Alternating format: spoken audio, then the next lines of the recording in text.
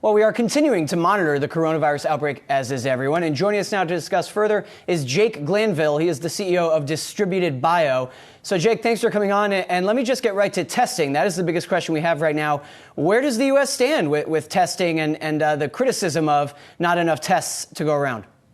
So the good news is that we are way better off than we were just a couple weeks ago. The United States was caught flat-footed a bit for the first 7 or 8 weeks of the outbreak, where we had released almost no tests, and the tests that we had released had a defect in them. So that has since been corrected. We now have millions of tests that are distributed nationally.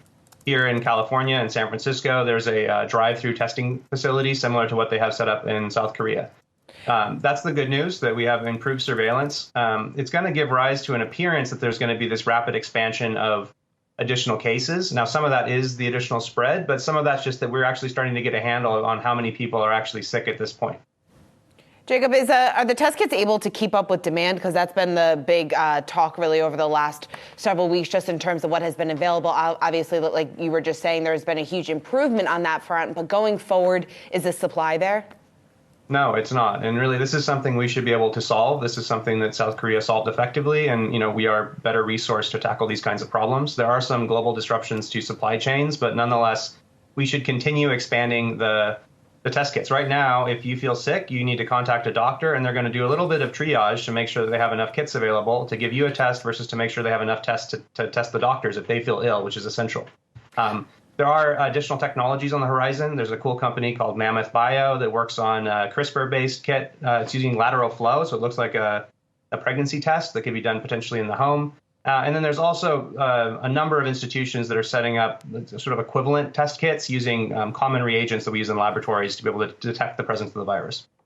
Jake, this is Emily McCormick. I understand Distributed Bio is also working on something to combat the coronavirus. Can you speak a little bit about the cure that you're working on and where you are in that process versus some of these other companies also working on this sort of effort?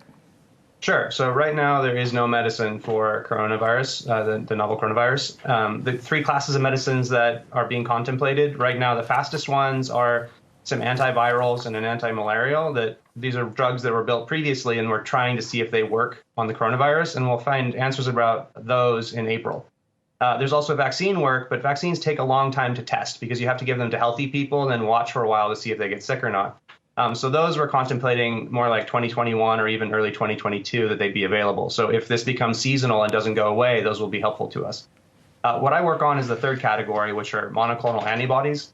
So what my company has done is we've taken a series of 5 anti-SARS antibodies back from 2002, and we're engineering them, tweaking them to be able to recognize the new coronavirus. And the reason we're doing that is that there's a whole bunch of research done on those original antibodies from 2002 that we can piggyback on top of to deliver a therapeutic much faster. So we're done with our engineering on the week of the 6th, just a few weeks out, potentially the week of the 13th. At that point, we're into scale up. We're partnering with US AMRID and DARPA, which are 2 arms of the US military, as well as Charles River Labs, which is a 16,000 person company that specializes in evaluating the safety of medicines.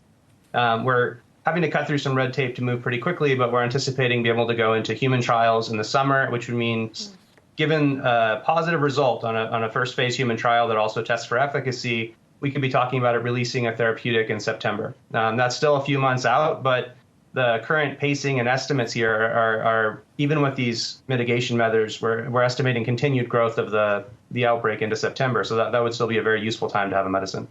All right, keep cutting through that red tape, will you? That is Jake Glanville, CEO of Distributed Bio. Thanks, Jake. Hey, investors. Zach Guzman here. Are you interested in learning more about the markets and getting the latest financial news? Well, then click right here to subscribe to our Yahoo Finance YouTube channel.